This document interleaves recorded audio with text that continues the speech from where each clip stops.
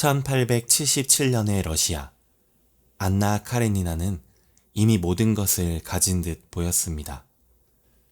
존경받는 고위 관료의 아내로서 상류사회의 선망을 받는 위치, 아름다운 외모와 뛰어난 지성, 그리고 그녀를 사랑하는 아들까지. 하지만 그녀의 눈에는 무언가 빛이 부족했죠. 그러던 어느 날 기차역에서 젊고 매력적인 장교 브론스키를 만납니다. 단 한 번의 눈빛 교환으로 그들의 운명은 바뀌기 시작했습니다. 안나는 처음 느껴보는 강렬한 감정에 휩싸이게 됩니다. 사회적 지위, 가족, 평판, 모든 것을 걸고 그녀는 브론스키와의 관계를 선택했죠. 한편 시골에서는 레빈이라는 지주가 자신만의 여정을 걷고 있었습니다. 그는 키티라는 여인을 사랑했지만 거절당한 후 농사일과 자신의 내면에 집중하며 삶의 본질적인 의미를 찾아갑니다. 그의 소박하지만 진실된 삶은 안나의 화려하지만 불안정한 삶과 극명한 대조를 이루었죠. 안나의 선택은 처음에는 열정과 행복으로 가득했습니다. 하지만 시간이 지나면서 사회적 냉대와 소외감, 브론스키와의 관계 변화, 아들에 대한 그리움이 그녀를 괴롭히기 시작했습니다. 그녀는 점점 더 자기의심과 불안에 빠져들게 되었고 결국 비극적인 결말을 맞이하게 되었습니다. 카레니는 안나의 남편이자 20살 많은 러시아 고위 관료로 이성적이고 체면을 중시하는 사람이었죠. 그는 아내의 불륜을 알면서도 체면과 사회적 위치를 지키기 위해 진실을 외면했습니다. 브론스키는 처음에는 열정적이었지만 시간이 지나면서 그 열정은 서서히 식어갔습니다. 반면 레비는 키티와 재회하여 결혼한 후 소박하지만 의미 있는 삶을 살아가게 됩니다. 그는 농부들과 함께 일하며 노동의 가치를 배우고 가족의 소중함을 깨닫게 되었습니다. 톨스토이는 이 걸작을 안나의 이야기와 레빈의 이야기라는 두 개의 평행선 구조로 구성했습니다. 겉보기에 서로 관련 없어 보이는 이 두 줄기는 실제로는 같은 주제의 다른 측면을 보여주는 거울과 같은 역할을 합니다.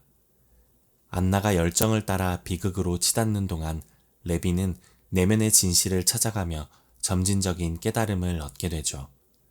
이 이야기는 단순한 불륜 소설이 아니라 인간의 선택과 그 결과, 진정한 행복의 본질, 자기 기만과 자기 인식의 중요성, 삶의 의미 찾기, 그리고 관계의 진정성에 대한 깊은 통찰을 담고 있어요. 19세기 러시아를 배경으로 한 이 이야기가 오늘날 우리에게도 여전히 강력한 메시지를 전하는 이유입니다. 우리 모두는 각자의 인생에서 안나, 레빈, 카레닌, 브론스키와 같은 순간들을 경험합니다. 그들의 이야기를 통해 우리는 어쩌면 우리 자신의 모습을 발견하고 더 나은 선택을 위한 지혜를 얻을 수 있지 않을까요? 안나가 브론스키를 처음 만났을 때의 그 설렘을 상상해 보세요. 평범했던 일상에 갑자기 등장한 강렬한 감정이었을 거예요. 그녀의 심장은 빠르게 뛰었고 세상은 갑자기 더 밝고 아름답게 보였을 겁니다. 우리 모두 한 번쯤은 이런 순간을 경험해 보지 않았나요? 난 이 사람을 따라가야 해. 안나는 그렇게 결정했고 그 선택은 그녀의 인생을 완전히 바꿔놓았습니다. 그녀는 열정을 따라 안정된 결혼 생활, 사랑하는 아들, 그리고 사회적 지위를 모두 뒤로하고 브론스키와의 삶을 선택했습니다. 우리도 매일 크고 작은 선택들을 합니다. 아침에 일어나 무엇을 입을지부터 어떤 직업을 가질지, 누구와 인생을 함께 할지까지 그 모든 선택이 모여 우리의 이야기가 됩니다. 안나의 선택이 그랬던 것처럼요. 반면 레비는 어땠나요? 그는 키티에게 고백했다가 거절당한 후 깊은 상실감을 느꼈지만 그 아픔을 피하지 않고 마주했습니다. 그는 농장으로 돌아가 일상에 집중했고 그 과정에서 자신이 진정으로 원하는 것이 무엇인지 깨닫게 되었죠. 선택에는 항상 결과가 따릅니다. 안나는 열정적인 사랑을 얻었지만 많은 것을 잃었습니다. 레비는 일시적으로 사랑에서 상처를 받았지만 그 과정에서 자신의 내면을 들여다보는 시간을 가졌고 결국 더 성숙한 사랑과 행복을 찾았죠. 어떤 선택이 옳고 어떤 선택이 그른지를 판단하는 것은 우리의 몫이 아닙니다. 중요한 것은 그 선택이 진정 우리 자신에게서 나온 것인지, 그리고 그 결과에 대해 우리가 책임질 준비가 되어 있는지가 아닐까요? 안나는 브론스키와의 관계에서 처음에는 큰 행복을 느꼈습니다. 새로운 설렘, 금지된 열정, 강렬한 감정. 그것은 분명 행복의 한 형태였습니다. 하지만 시간이 지나면서 그 행복은 어떻게 변했나요? 불안, 질투, 의심이 그녀를 괴롭히기 시작했고 사회의 냉대와 아들에 대한 그리움은 그 고통을 더 깊게 만들었습니다. 내가 지금 행복한가? 라는 질문을 한번 스스로에게 던져보세요. 많은 사람들이 이것만 얻으면, 저 사람만 내 곁에 있으면, 이 상황만 바뀌면 행복할 거라고 생각합니다.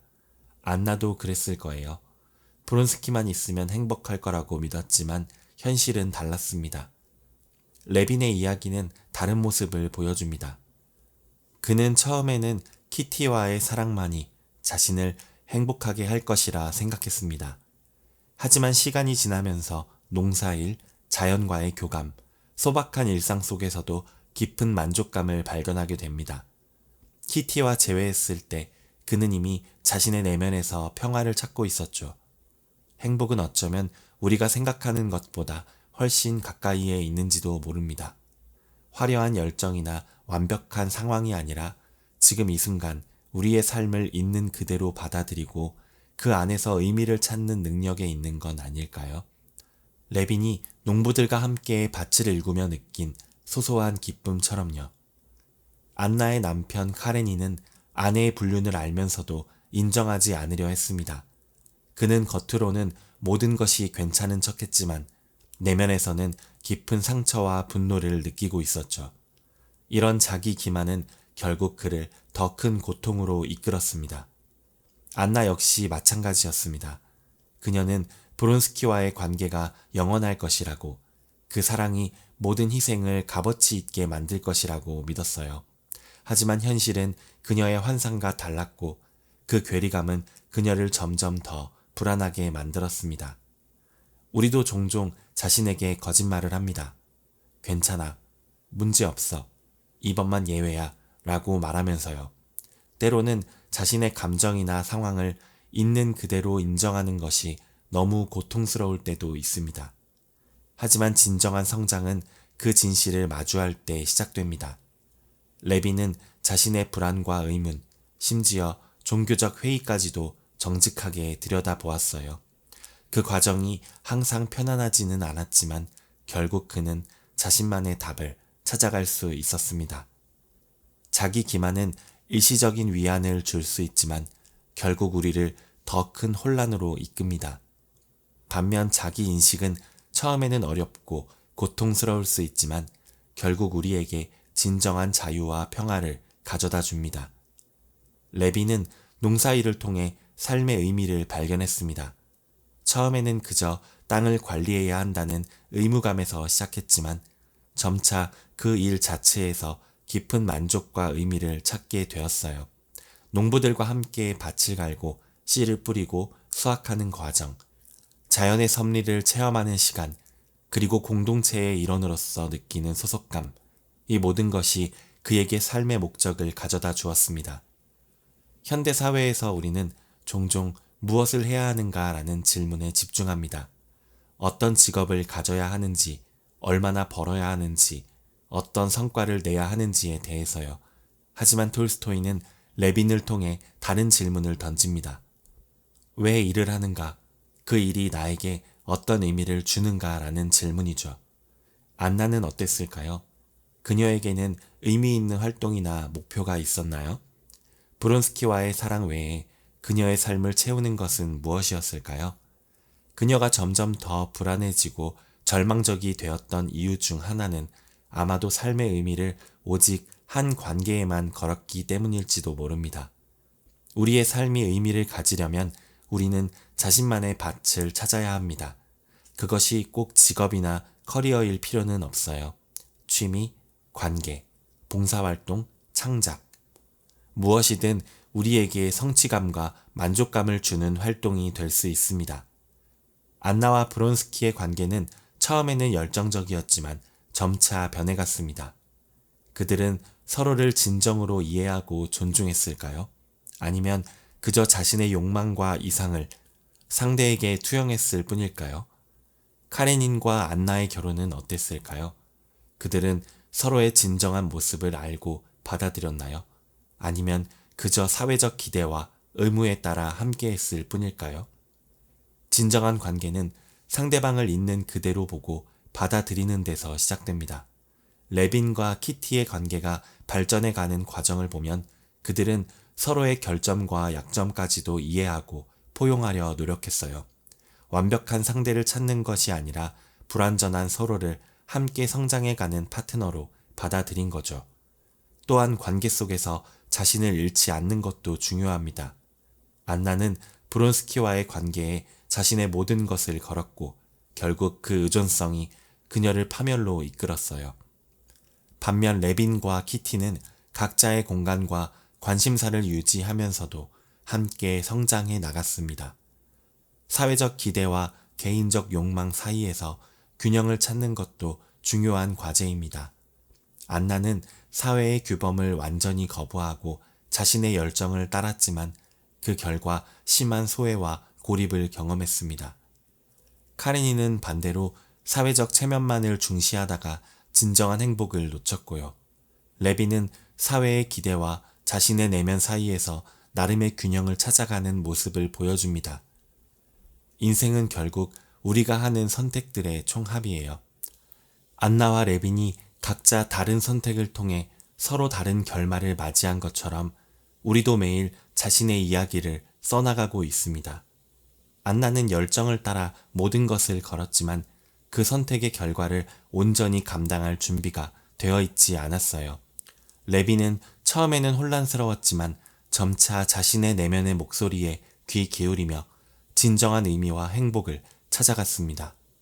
우리 모두는 때로는 안나처럼 강렬한 감정에 이끌릴 때도 있고 레빈처럼 깊은 고민과 성찰의 시간을 가질 때도 있습니다.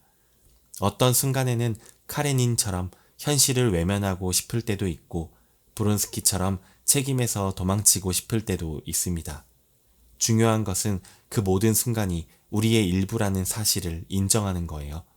완벽한 선택이란 없으며 모든 선택에는 대가가 따릅니다. 하지만 그 선택이 진정한 자기 인식과 정직함에서 비롯될 때 우리는 그 결과가 어떠하든 의미 있는 삶을 살아갈 수 있습니다. 톨스토이가 안나와 레빈의 이야기를 통해 우리에게 전하는 메시지는 어쩌면 이것인지도 모릅니다. 행복은 외부의 조건이나 화려한 순간에 있는 것이 아니라 자신의 선택을 정직하게 마주하고 그 안에서 의미를 발견하며 진실된 관계를 통해 성장해 가는 과정에 있다는 것을요.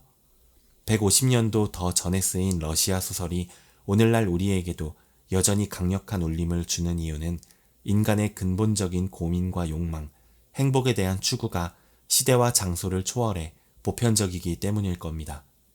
여러분의 삶에서는 어떤 선택들이 있었나요? 열정을 따른 적이 있나요? 아니면 안정을 선택한 적이 있나요? 자신에게 정직했던 순간 또는 스스로를 속였던 순간은 언제였나요? 의미를 찾기 위해 노력했던 시간, 그리고 진정한 관계를 위해 애썼던 경험들, 그 모든 것이 바로 여러분만의 안나 카레니나 이야기입니다. 톨스토이는 소설의 첫 문장에서 이렇게 말합니다. 행복한 가정은 모두 비슷하지만 불행한 가정은 저마다의 이유로 불행하다. 하지만 어쩌면 우리는 이렇게 말할 수도 있지 않을까요? 모든 인생은 저마다의 방식으로 행복과 불행, 의미와 혼란을 경험한다. 그리고 그 과정에서 우리는 자신만의 이야기를 만들어간다. 안나 카레니나의 이야기가 우리에게 주는 가장 큰 선물은 아마도 이것일 겁니다. 인생에는 완벽한 답이 없다는 것. 그리고 바로 그렇기 때문에 우리 각자가 자신만의 답을 찾아가는 여정이 아름답고 의미 있다는 것을요. 이것이 바로 19세기 러시아의 소설이 21세기를 사는 우리에게도 여전히 소중한 이유가 아닐까요? 감사합니다. 밀리언 마인드였습니다.